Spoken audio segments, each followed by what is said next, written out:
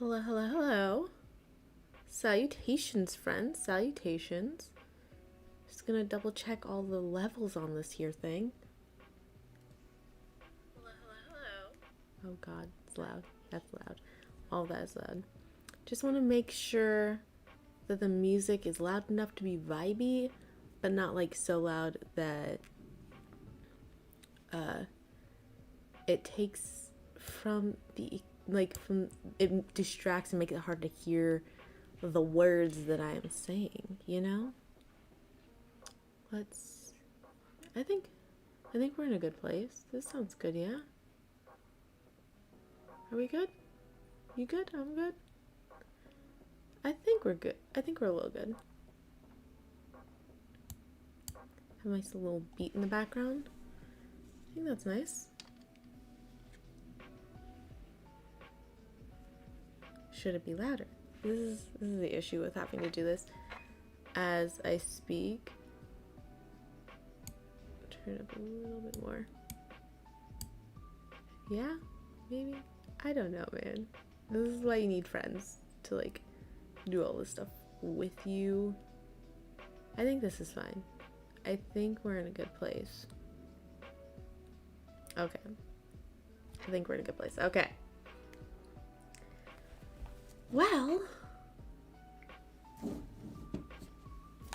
I'm not gonna lie. This may or may not all be a simulation at this point. An author I really like just followed me on Twitter, and that doesn't feel like reality. So we're gonna hope for the best for this stream. Salutations, my name is Brianna Sukiyama Bond, otherwise known as No Ordinary Scholar, and Iron Widow. I will say, right out the gate, I may not end up posting. I'm doing this without notes from that I took as I read, and we may not do notes for Patreon for this book because I had a hard time with this book. But I have several things I want to talk about. First and foremost, let me start out by describing this book to you. It is like, if I had to describe it, it is an inverse of the Hunger Games, in which you spend most of your time in the PR shit that they do as opposed to in the games and this is like major spoiler. I'll give you like 10 seconds. I'll put my hand down when I'm done with this like major spoiler, although frankly, my reviews are pretty much all spoiler reviews. But yeah, I'll put my hand down when I'm done giving this major spoiler. It's the Hunger Games mixed with the plot twist from Ender's Game. And I saw it coming as much with this as I did with Ender's Game, because fucking humans, right? Humans suck. Okay. Let me give you a summary of the book. So you have this girl, Wu Zishan, who in this world that they have, there are these like massive like metal monsters, right? Like metal beasts, massive, huge things that they like grow up being told about how they've been taking over their world. And so you have the forming of this like warrior system and this military, in which you have people going into what they refer to as chrysalises, which is a giant mech robot. And it's powered with their spirit, with their ki, and historically it kills a woman every time she goes into the chrysalis, and it just uses her up. Wu Zishan, who is our main character, she is planning on joining the military because because her sister had previously joined the military and died, but she didn't even die in a chrysalis. She was murdered by the pilot she was paired with. And so she wants to go in and use her time in the military to kill the pilot that killed her sister, and then that would ultimately result in her death as well as the death of her whole family, stuff like that. She doesn't care because her family doesn't seem to care about her. The world seems to not really care much for women. And so she does that, and doesn't get the chance to go out with her whole murder plan because there is an attack, and so she actually has to go inside of a chrysalis, which we find out that she is powerful enough to actually kill the man that she is with, and he dies. Their decision in order to punish her for this, even though, like, frankly, it's not her fault, but she is powerful, and she also doesn't take the necessary advice, which is essentially just let whatever pass, because they go into like this mind realm, and like the advice they give the women, the concubines, is to just let whatever happens happen. She's like, I'm not gonna do that, and so she ends up killing the dude she's with. And so to punish her for killing him, she is partnered with the strongest pilot that they have, Lee Shimin, who is also known for being for murdering his whole family. And their expectation is for him to kill her. She does not, and they actually end up being paired together as a one true pair. From there, it's a lot of the government's been lying to us, and there's a romance plot we'll get into as well in the discussion here. And then they essentially try and barter for both of their lives and freedom, which they will then use that power to try and overthrow the government. But they end up bartering with the idea that because they're so strong, the government needs them in order to do a counterstrike on these beasts, which ends up working. And they become super popularity is a weird word to use with this, because they are very, very well known, but none of it is intended for them to be liked, until after they actually save their world. But plot twist, someone tries to kill them, and Zishan is able to get away, and she's able to find this old pilot who ages ago, I want to say a couple centuries prior to the events of this book, he was the strongest of them known to their kind. He was the strongest, had the strongest ki. But he got a disease, and so he froze himself to only be woken up when there was a cure to the disease. So she goes, wakes him up, they take the chrysalis, defeat the last few monsters, and they go on a murder rampage. And that's kind of the book. I will say, this book had me up until the 40% mark, and then I really started to lose it.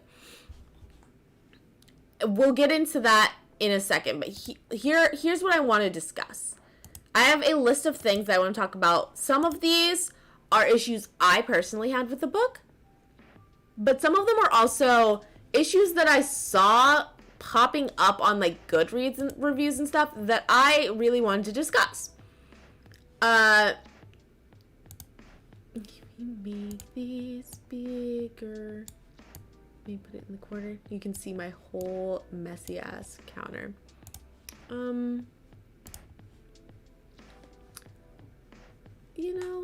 We'll see if we can. I'll move over here so that way this can be bigger. Okay. So the first issue you had people bringing up was they didn't find it appropriate for this girl to have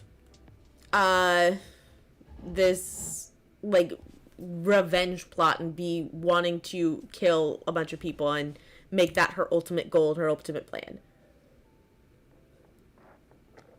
And this is gonna tie in with the like killings at the end part that we'll discuss, but like this is definitely a double standard.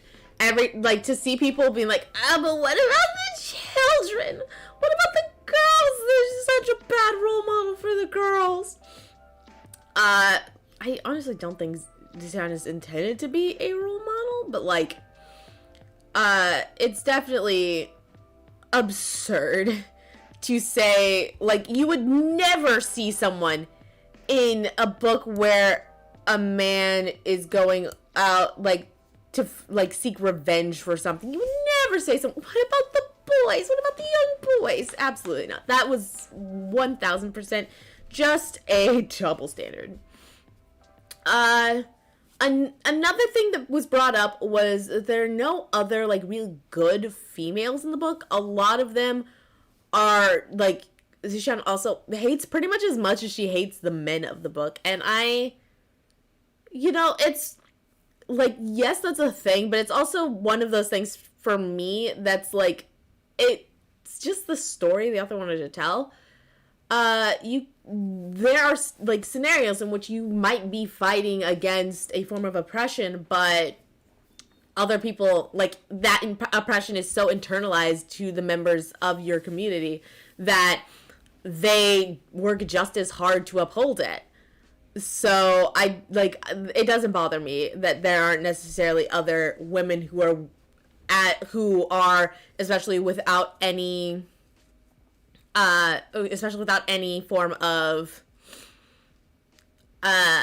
like actual hope being presented to them, like tangible senses of hope being like presented to them. It doesn't surprise me, and it doesn't like bother me that like a bunch of other women aren't as explicitly avoidant of this, especially in the scenarios that she's in. Like, she's primarily meeting women that would be championed as being the most, like, adhering to this system. Next is insta-love. Oh my god. I don't... So here's my stance on it. Oh, did I knock down my little pretty scarf thing? Shameful. I got distracted, I'm sorry. I got distracted.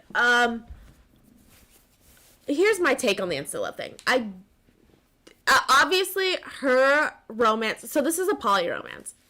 Her romance with Yizzy is absolutely not insta-love. We are just being dropped into their life and that point in their romance, but it's not insta-love just because we just met them. They've known each other for years. That's been building up. That they've essentially almost always been in love kind of thing. Whatever. And I will give the author the romance between Li Shimin and Zishan, who they're partnered for piloting.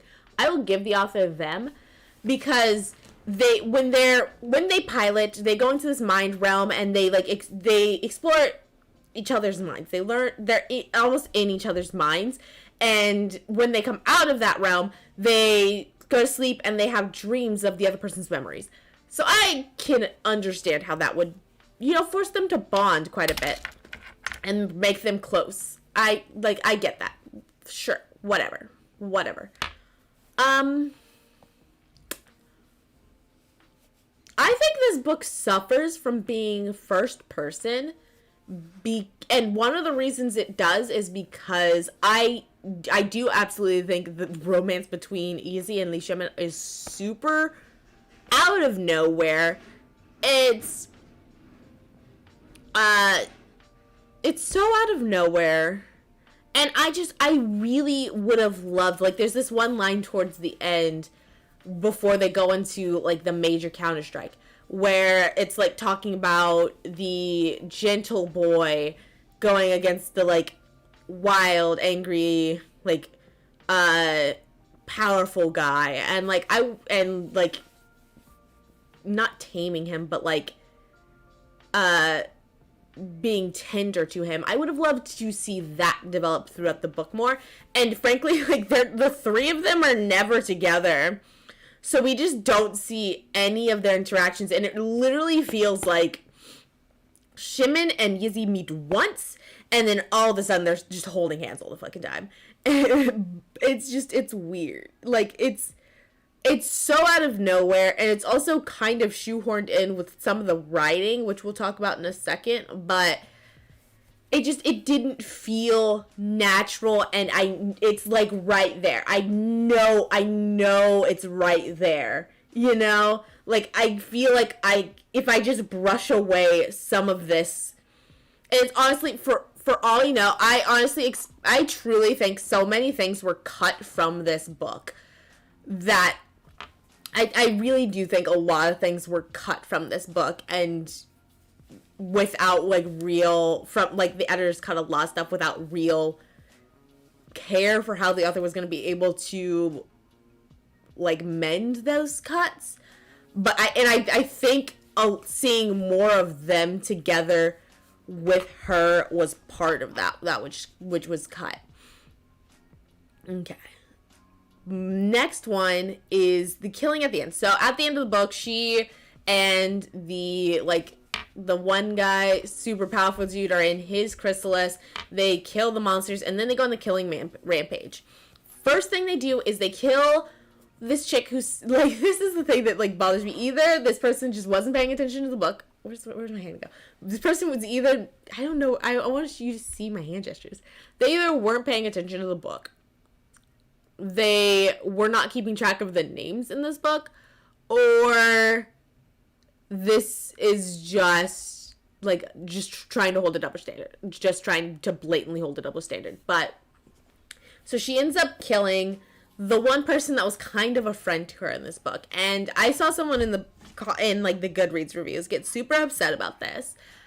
But literally, that friend tried to murder her. The reason she went out to find the other dude, find this, like, ancient one, like, the only reason she went to find him was because that friend just tried to murder her, destroyed her chrysalis, probably pretty much killed Shimon. That's why she was the first to go. And they're acting as if, it came out of fucking nowhere. And she kills the family because her it was a mix between her, she didn't really feel sorry about it and didn't really feel a lot of, mourning and regret and hurt from it, because her family, in the moments before they were dying, they showed so much sympathy for her brother and, pleading for her brother's life, which is something they had never and would never have done to her. She came back to town and her parents cussed her out for not dying like she was supposed to. She isn't, so the word family means something different here than people are really, people are superimposing their relationships with family onto this book when that's literally not what's going on. These are donors. These are abusive ass donors, for one. And the other reason is because they were explicitly being used and held captive to try and stop her rampage, and she doesn't want that kind of weakness there anymore. So that's the other, and frankly, I'm fine with either. Family's a weird word to me as well. I don't have any issue with that as well. It didn't bother me. It more bothered me that it did feel like people were like, that's your flesh and blood. But, they're abusive as fuck. That's it. And she has every right to not want to be a part of that situation, especially with them, shipping her off to die. She has every right to disown them and then murder them. It happens. People, that, fury exists in people. And I don't personally care about it being shown on screen. I relate. Whatever. This next one's gonna be rough. Next one's gonna be hard. But, the writing style of this book. Again, I didn't really have much of an issue with it until around the 40% mark. Because, like, Zishan leaves her town, joins the military, kills the one dude, and is then, like, forced to work with Shimon with the expectation that she's gonna die. She doesn't die, and now they're, like, actually partnered together. And then they spend, like, 2 days outside of, like, the direct war effort, kind of getting to know each other, bonding. And I really liked that. For me, the book really took a nosedive when Yizzy showed up. Because, like, it's literally...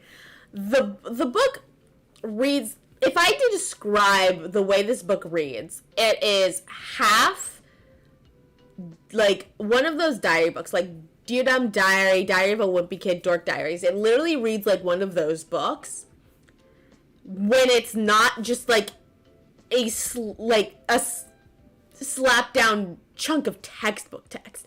Like, Yizzy shows up and he literally pulls out his tablet and reads Shimon's Wikipedia page, basically.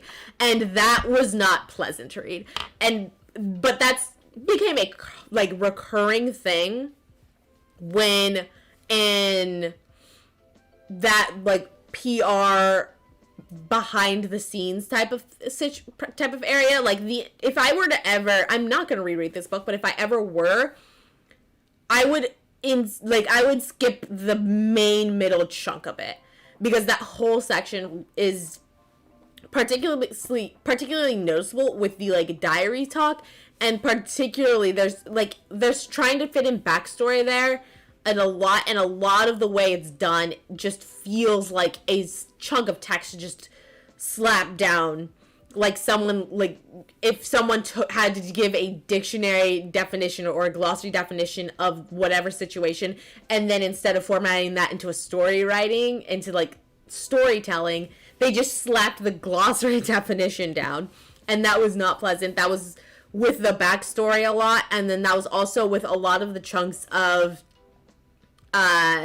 feminist text, which is all, like, the feminist text was also especially diary-like, where it would be like, but, like, fuck the patriarchy, and I don't care, like, if he's a man, like, I know he's just doing this because I'm a woman, why should I care if I'm a woman, fuck the patriarchy. And another really, like, bad example that I couldn't stand of, like, the diary talk is also, I guess, kind of a, like, show don't tell type of thing, where I think Yizzy and Shimon meet for the first time, and then we pull back to like, the narration just being like, I always wondered if Yizzy was into men as well as women. It doesn't really matter in his side of town, but we never really talked about it, because then we'd have to talk about us, and it, like, I swear to you, from that point forward, it just, in my head, whenever we, like, get into these chunks of, where it's literally just, like, giving your diary backstory, it truly, in my head, was, what was playing was the Emperor's New School, or Emperor's New Groove. I don't think he does it in school, where Kuzco just pulls down the projector screen and starts writing on it with a marker. And that's exactly what was going through my head every time. It's just like you see, like, Yizzy looks at Shimon and then blushes, pause, you know, flip back to the screen where we have us in the forest. I just wondered if he was into dudes. Like, that's literally all I could think of. And it was so distracting, and it just wasn't, it pulled me out of the story so much that I just genuinely didn't enjoy that, like, middle chunk of the book as much. Not nearly as much. I was so into this book for the first 40 pages. I thought, because I literally had just finished Dance of a Burning Sea, and that book broke me, and it made me not want to read, and then immediately my hold on the library ebook for Iron Widow was available, and I was like, oh my god, Shining Star. And like first 40%, I was like, oh my god, this is gonna be the best book of the year. Best book of the year. I've earned this after that last book. Psych. Yeah, I had a lot of issues with the writing style. I was not a fan. And I don't think it's a first person thing. I don't think so. I can't remember what book it was, but I'm fairly certain I've read a book this year that was written in first person. Honestly, Diana Flowers might be written in first person as well. But, like, this was not the vibe I got from it. This, like, middle grade child writing in a diary style of book was not what I got from it. But now on to the last thing I want to talk about that, like, this is the thing that I found very triggering in the book, was you had, like, what initially really triggered was, so Shimon is an alcoholic, and the way Zishan lashes out at him for his addiction and just verbally abuses him for his addiction was very triggering for me. A lot of things she specifically said was very triggering for me. What then made it, like, but I kept reading because what the book hinted at, and this is another reason why I'm fairly certain a lot of stuff got cut from this book, is the book seemed like it was hinting at, like, she was doing it because her grandfather was an alcoholic and he would get drunk and abuse her and the women in her family. And so it seemed like it was going to be a moment of, like, she's lashing out about that, and, like, she'll eventually realize that, like, that's why she's being so aggressive and unforgiving with him, and, like, apologize for being so cruel. But he'll also, because Shimon, like, despite being known as a murderer, he murdered his family because his brothers were raping a girl, so he killed them in, like, a rage so she could get out. And then his dad came in and he knew his dad would kill him if he didn't kill his dad first. So he killed his dad, and that's how he killed his family. And, like, he hates that they have to physically chain him up and drag him into the chrysalis every time because he doesn't want to kill another girl, another woman in this thing, which he knows he will. And but where was I going? So I thought the plan was to be, like, she's going to realize why she's lashing out at him and then apologize for being cruel without reason. And then he was going to stop drinking because he doesn't want her to be hurting. He doesn't want her to be triggered and having these flashbacks because of the alcohol. And that's not what they ended up doing. And what they ended up doing was they said, and, like, they said that the reason Shimon ended up gaining this addiction was because the people of the military, military commanders and stuff, literally held him down, put a funnel in his mouth, and forced the booze down his throat.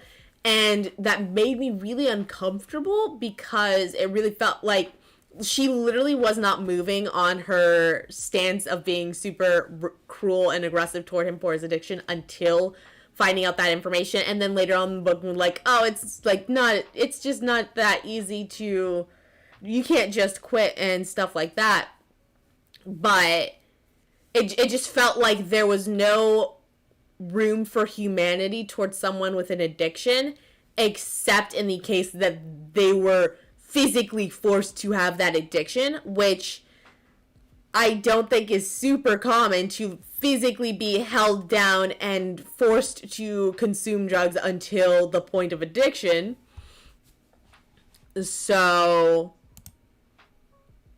that messaging felt didn't feel genuine. It didn't feel, it felt like that we were sticking with the overall person has to be abused, be physically forced into addiction before we can see them as human and before we can acknowledge what may have gotten them there. And especially, it bothered me because she also, her family, there's a point in time where someone literally says, you should bring your family to like the rich capital town, and Zishan's like, why would I do that?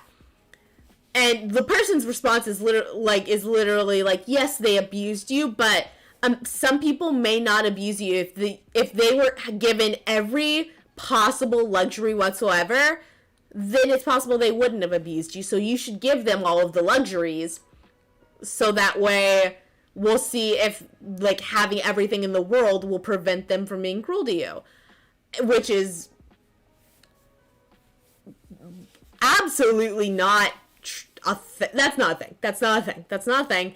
And but to be referred to see the character be like, I'm not going to be petty and be upset with my family. I'm going to give them everything they could ever want in the world, and then give them the chance to be not abusive towards me.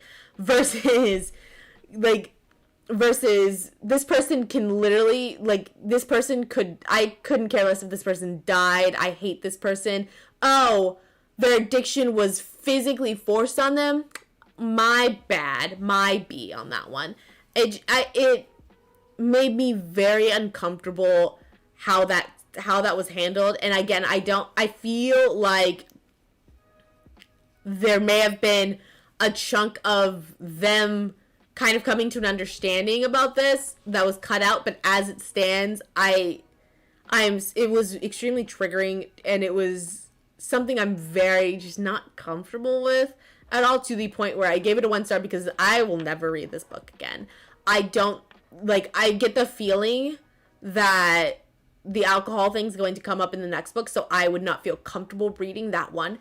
And because even without the issue of like this part is triggering to me, I would still, if I recommend the book, I would be like, read it. The middle of the book is gonna be not great. So at that point, I'm asking someone to read it to settle, and that's not the vibe. That's not the vibe. So we ended up going with 1 star here. This was the last book I read in 2021. 2021, it's 2022 now. Oh my fucking god. We'll be trying, I don't know when I'll get to stream, but we'll be trying to put together a stream to like break down, an update stream that works. It'll be the next few books I'm gonna read, all of that stuff. The next few books I'm gonna read. The direct next book I'm going to be reading is The Conductors. I'm just currently reading a anthology. That's the word. I'm reading an anthology right now. When I finish that, which will probably be tonight or tomorrow, I will start The Conductors by someone. Actually, I think it's currently on hold because, of course, right when I wanted to read it, everyone's got all the copies out. It shouldn't be long before I get the book, but that's the book I'm going for next. Let me see. Oh, there it is. It's right there. Okay. The Conductors by Nicole Glover. Yeet. Okay, well that is all I had to say on this book. Because it was so triggering for me, I may not end up doing doing the notes on it, just so I don't have to reread all of that. But yeah, that's all I have for you right now. Next stream, whenever that is going to be my quarter wrap up, and then it'll be my favorite books of 2021. And then we'll get into the Conductor stream. Hopefully I'll be done by then. But who knows? We'll see. We'll see what happens. Thank you so much for watching. And until next time, Valid Actions, friends.